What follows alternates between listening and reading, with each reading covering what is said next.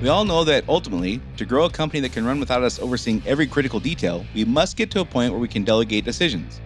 Sounds easy, and of course, it's not as easy as it sounds. But there's one thing I think holds business owners back more than any other. Stay tuned to hear what it is. Running a service business can be hard. It is not unusual for business owners in industries like contracting, home repair, auto repair, business-to-business services like janitorial, IT and accounting, and many others to feel overwhelmed by all the priorities facing them at any given time. Between addressing the needs of the customers, managing the employees, figuring out the financials, and getting processes in place, feeling like you're making significant progress on your business journey can be difficult. Welcome to Service Industry Success, hosted by Brian Harding.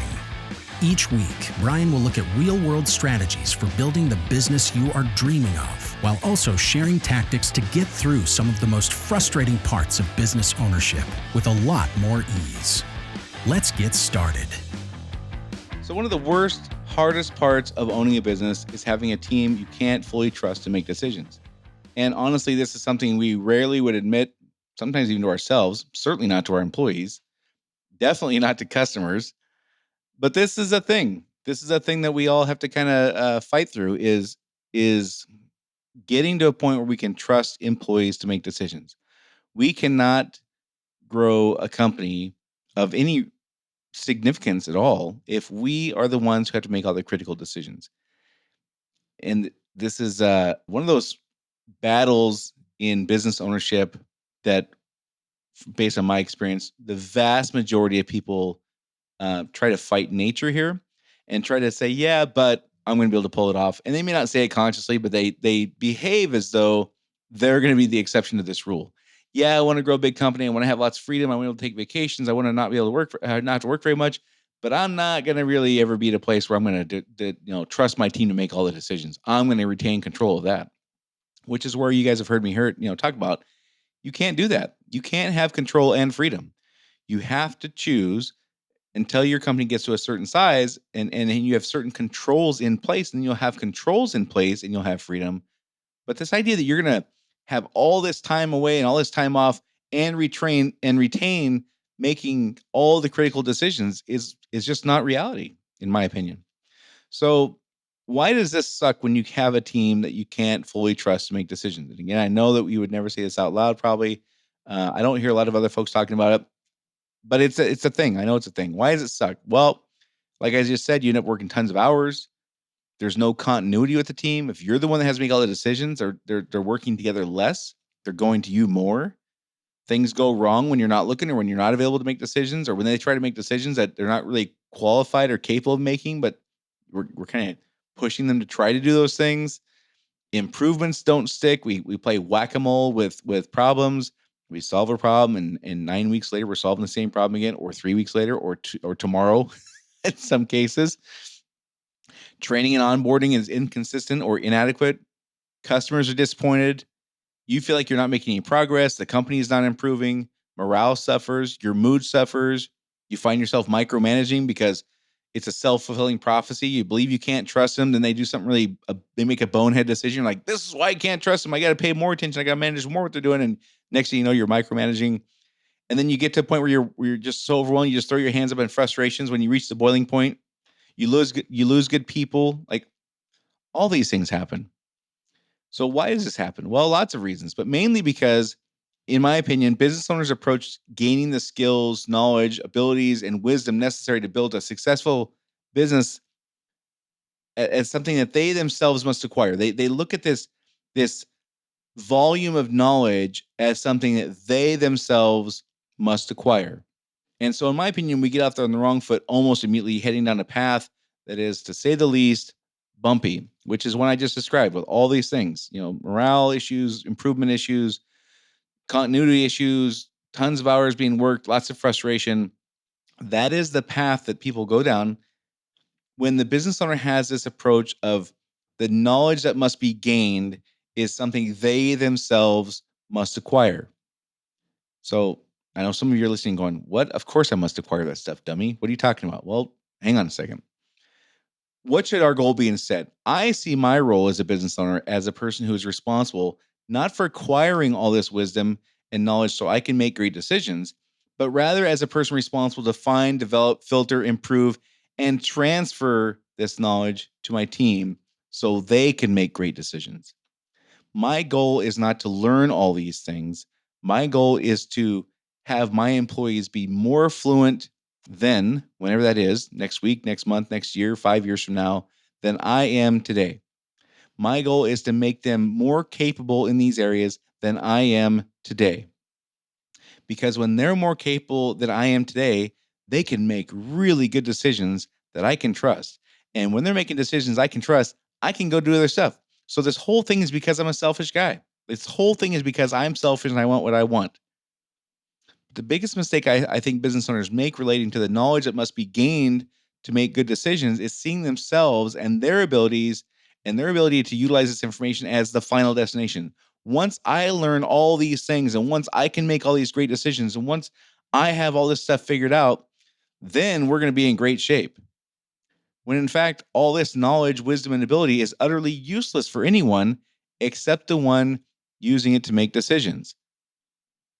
So if I'm not going to delegate decision making, then there's no point in the team learning that stuff.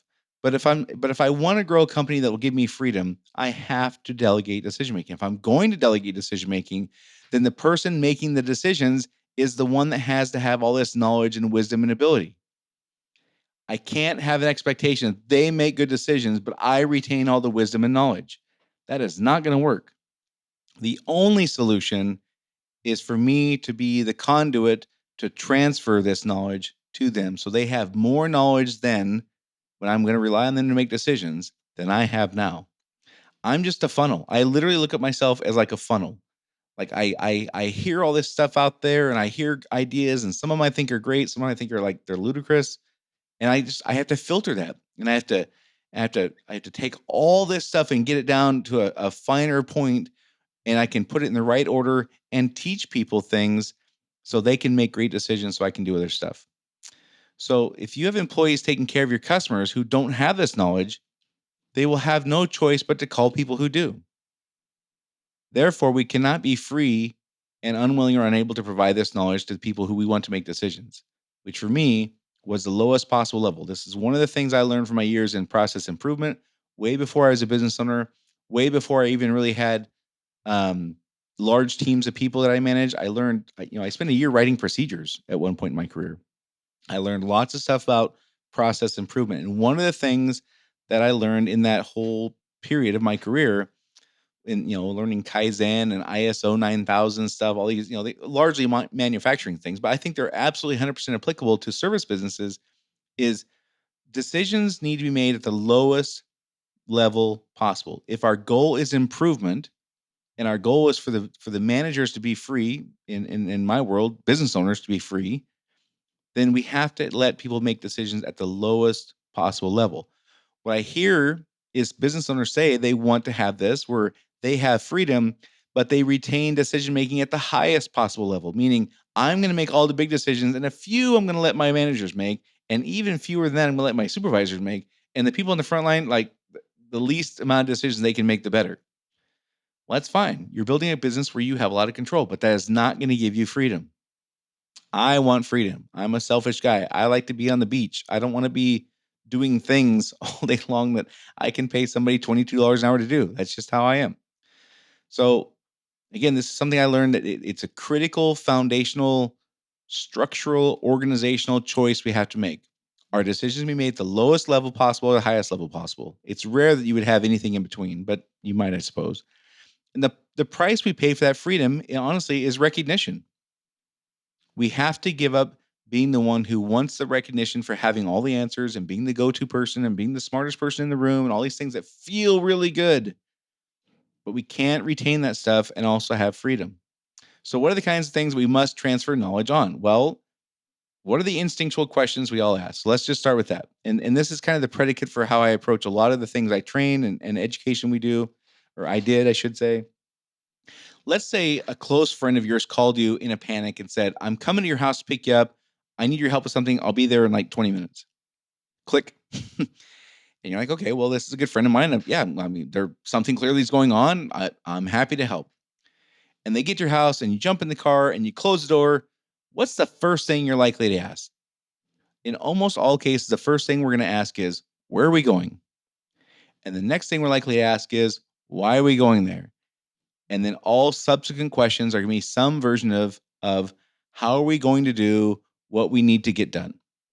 That is the order. Most That's just how our brains are wired. This is not something we can turn off or circumvent. This is how our brains are wired, and that's why I like the what, why, how framework. You guys have heard me talk about that before. I think it's episodes 82 and 83. If you don't know, go back and check those out. They're described. I'm pretty sure it's 82 and 83. Anyhow, that's why I like that framework, is because we're addressing these things in the order our brains naturally work. More on that in a minute. First, let me tell you all about some of the questions that we've been addressing in real time in my new weekly group, Service Business Academy. I'm super excited about this group. I really like the feeling of it is productive and light, and uh, it's addressing what people need right now. I really am liking what we're doing here. One of the questions was, how do you encourage interdepartmental communication with your team so they're proactively solving and avoiding problems? How do you know when it's time to step in and when it's time to let them figure things out on their own? Great question. And we had a great conversation about that. One of the most productive conversations we had, because we really touched on some things that helped lots of people. How do I put a plan together so I don't have another huge tax payment for next year? So we just had tax time, and we had a couple folks in our group who luckily were very successful last year, but they had a huge tax payment. They're like, how do I not have this be so painful at the tax time next year?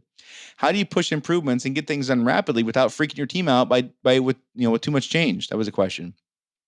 How do I know if it makes sense for me to get fine?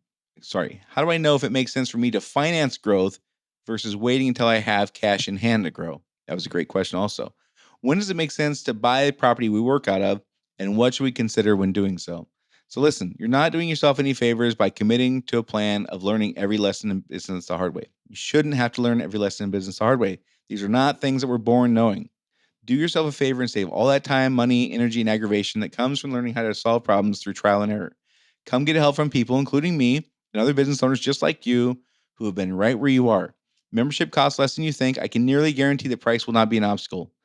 To try a meeting out at no charge, just send a quick introductory email to hello@serviceindustrysuccess.com with the word group in the subject line. Again, price is not going to be an issue. I can almost promise that. There's zero risk to try it out. You shoot me the email, I send you the Zoom link. Come check it out. If you like it, great. If you don't, that's okay. Just shoot me a quick introductory email. When I say introductory, I mean like name of your company, how many employees you got, what industry you're in. Good enough. To hello@serviceindustrysuccess.com with the word group in the subject line. All right. So our goal, in my opinion, one of the things that I see the most progress in business owners is when the goal shifts from, how do I learn all this stuff necessary to build a thriving business, to how do I get my team educated and trained so they can make decisions I can trust, and those decisions be made at the lowest possible level. Once that shift happens, the entire strategy changes.